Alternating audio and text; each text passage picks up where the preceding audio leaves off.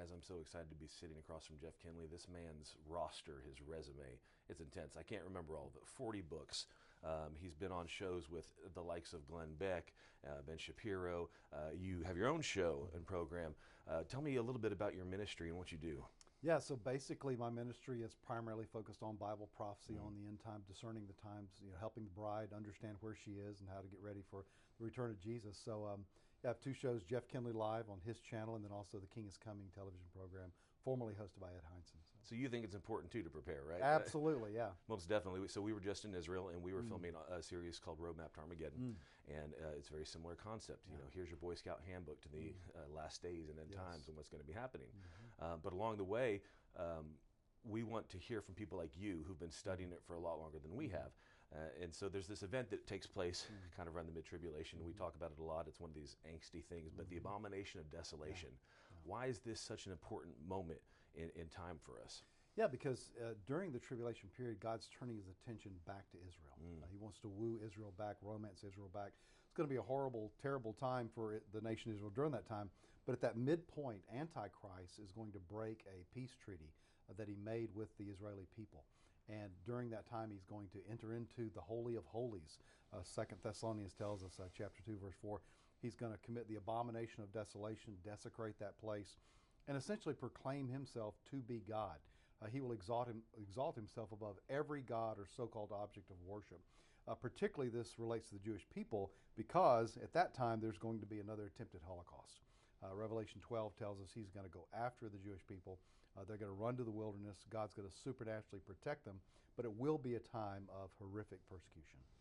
So we see that Satan kind of throughout history wants worship for himself, right? He's always trying to draw the attention and focus onto him. And we see the shift that happens in the type of worship before the abomination with the one world religion. And what happens after? What's the change in the way that they are worshiping the beast or the way everything shifts in that moment? Yeah, so there'll be a one world religion during the first part of the tribulation period. But Satan, because his long ambition is to, as you said, be worshipped and to rule the world, he's going to do that through personifying himself through the Antichrist. So at that point, he's going to basically say, look, I'm tired of these other religions. Christianity's got to go. The rapture's already happened. Islam's got to go. That'll probably happen with Ezekiel 38-39 war. And then all that's left is the Jews. And so all the bullseye goes back to the Jewish people, and so Satan is going to put a target on them, try to exterminate them from the planet, and that's when that midpoint event happens with the Abomination of Desolation. So that, in essence, though, God will use that to help the Jewish people come to know him, because you'll have 144,000 young Jewish male Billy Grahams, essentially, preaching the gospel everywhere. You're going to have the two witnesses that are doing incredible miracles during that time. The temple will be rebuilt during that time as well. So I think that will illustrate what Yeshua has done for the Jewish people. The two witnesses will point to that. So many great things will happen. Miracles are going to be going on during this time. And so it'll be a time, I think, where the Bible says 1/3 of the Jewish people will come to faith in him, and thus all Israel will be saved, as Paul said in Romans 11. It's an incredible summary. You just condensed a lot of time into this one idea. But it's an interesting way to put it. Satan's mindset of Christianity out of here, Islam out of here, and now it's just the Jews as the target, and that unnatural, demonic anti-Semitism that's been around since he's decided to hate God's people. That's right. A crazy concept. When we start talking about apostasy, I know that you've recently written a book about America, where are we at in the end, right? So with apostasy being a big issue, do you see Israel now and America now already fallen into apostasy? Do you think this is just something that's going to happen in the future? Tell me a little bit about that. So with America, I think what we're under is the abandonment wrath of God. When you read Romans chapter 1, it tells you these are the signs of a nation, a civilization that is already under the abandonment wrath of God. In other words, this is not what you do to get judged. This is a sign that you have been judged.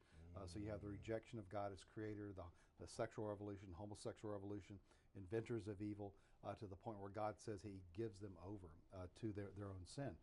With Israel right now, Romans 11 tells us that Israel is under a partial hardening until the fullness of the Gentiles has come in.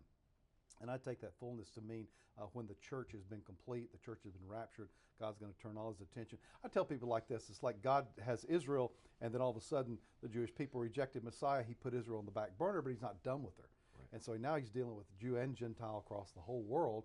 And then when the rapture happens, he's going to turn his attention from that back burner to the front burner, and all of his attention is basically going to be on Israel during that time. Wow. So how do we avoid this? How do we avoid the wrath, and how do we avoid the judgment, and how do we stop it now? Like, what can we do now? Because I know for myself, I want to make as big an impact for God today. We talked a lot about, you talk 1/3 is going to be saved, well, 2/3 is going to perish. Right. And so we've talked about diminishing that total number of people that have the opportunity to be lost by witnessing. Yeah. How can we avoid this coming judgment? Yeah. I mean, basically, it's by being salt and light for Christ in the world today. We have to tell people what the true gospel is, to tell them that Christ has died for their sins, that in light of everything that's happening in the world today, everyone's seeing it.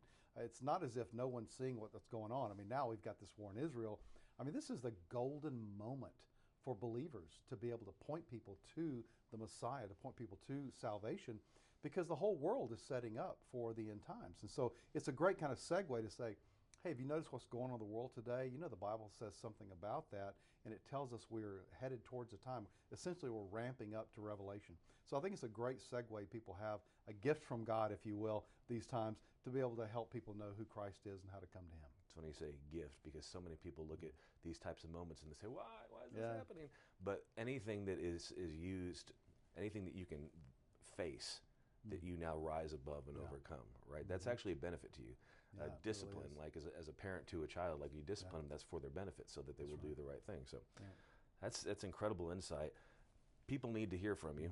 You've talked about your shows, whatnot. Tell it, if people want to get a hold of you or they want to get your materials, how do they do that? Yeah, just go to jeffkinley.com. It's my website. You can see all my materials, my ministries, and that type of thing. Order books on Amazon, however you choose. And the shows were on where? On hischannel.com, and King is Coming is also on his channel, but also it's on many different networks across the world. So. All right, well, we're so blessed to have Jeff here today. Thank you for taking time to speak with us on this, and let's do a better job of apostasy in America. Let's get our lives right and do what Yeshua has planned for us. Amen. Thank you, sir. Thank you, brother. Appreciate it. Awesome.